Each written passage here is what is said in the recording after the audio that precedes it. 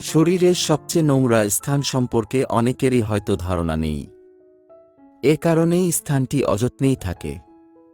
অনেকেই হয়তো ভাববেন ববল কিংবা গোপনাঙ্গের কথা বলা হচ্ছে। বিশেষজ্ঞরা বলেছেন, শরীরের সবচেয়ে নোংরা স্থান হল নাভি। শরীরের অন্যান্য স্থানের যত্ন তো কম বেশি সবাই নেন, তবে নিয়মিত নাভির যত্ন নেন কয়জন?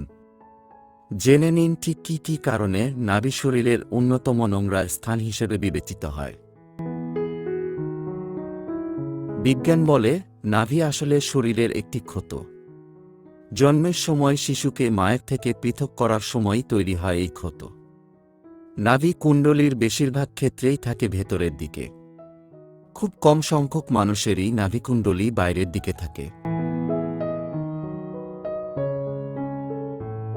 নাভি কেন শরীরের সবচেয়ে নোংরা স্থান?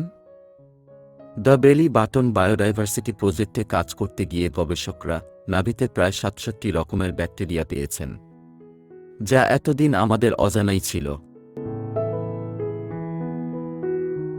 শরীর থেকে ঘাম চুয়ে জড়ো হয় নাভিতে। দিনের পর দিন নাভিগর্ভেই সেই ঘাম শুকোয়। ঘামের সঙ্গেই মেশে নোংরা ধুলো। রয়েছে মরা ত্বক। গায়ে লোশন মাখলেও তা জমে এই নাভিতেই।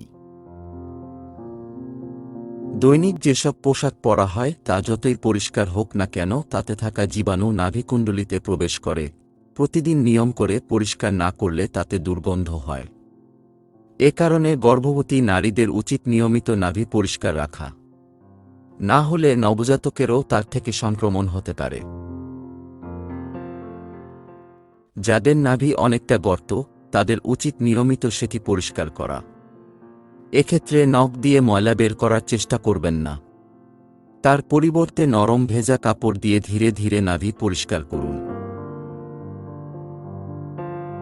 ভিডিওটি ভালো লাগলে আমার টেলিভিশন চ্যানেলটি সাবস্ক্রাইব করে বেল আইকনটি প্রেস করুন।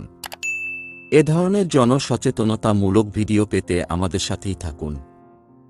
ভিডিওটি দেখার জন্য ধন্যবাদ।